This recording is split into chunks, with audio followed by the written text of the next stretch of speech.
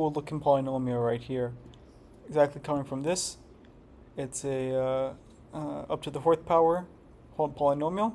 It looks kind of like this. So minimum point is about 1.82 if you round up for the x value. But it's about 1.8. You can get it exact precise. And we're going to use Bayesian optimization to find that value of x that minimizes this function. So this is our main function.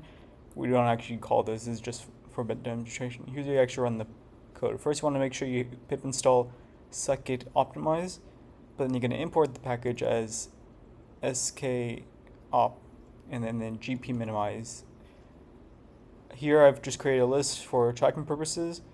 The space here is going to be a list of the parameters. So I'm only keeping track of x, but if you're doing this for like a machine learning model, you can have multiple inputs or multiple variables like x, y, z, who knows what. But since this is a single two-dimensional graph, we only have a single x variable here. And I'm looking from -5 to 4. That's about here, It gets pretty steep after -4, going on to -5, and then same thing here in 3. You see that in the results. So that's our search range. We're not gonna look for anything less than 5, and we're not going to -5, and not going to look for anything more than 4. That's our range of x we're searching for. And here's the function. Here's the actual function that we use. So we don't use this function here. We use this one here, and we take in args, and I take in the first args. Again, it's a tuple in case there's more than one variable we want to optimize for, but in this case it's just one. So there's that. Final, this is just for triangle purposes. You can ignore this part here. Final is equal to this polynomial that we had defined over here. And then we just return the final. And this will return whatever the value of x that minimizes this final. Or if you have a set of hyperparameters like x, y, z, so on and so forth, it will return those variables as well.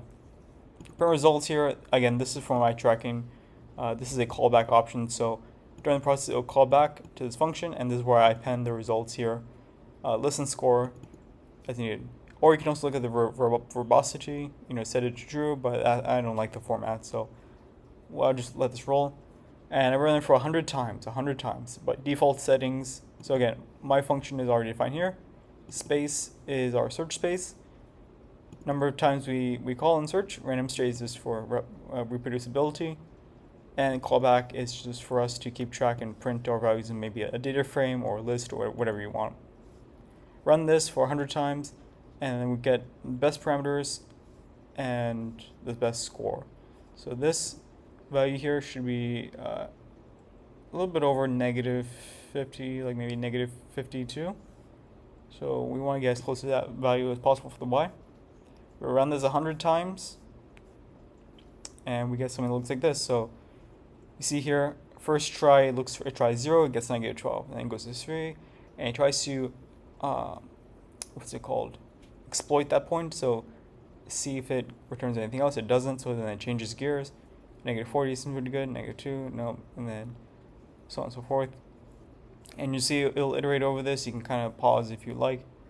At one point it gets to -54, and I think it tries to exploit that because that's kind of like the new lowest value. And then it does that for quite a bit. You can change these settings during the search on how greedy you want it to be when it finds a point. It was quite greedy in the sense. So continue, you can do. Okay, and then at the very end, it goes, tries 0 and 1. Well, ultimately, the best value. Let me go back up. It found it was here. So best value parameters. This is a list. In this case, we only have one hyperparameter or just one parameter we're optimizing for. Best score of 54. So in this case, it would return 2, and that gives us a value of 54 or -54 here. Right, so when x is 2, we get -54. And that's it. So there you go.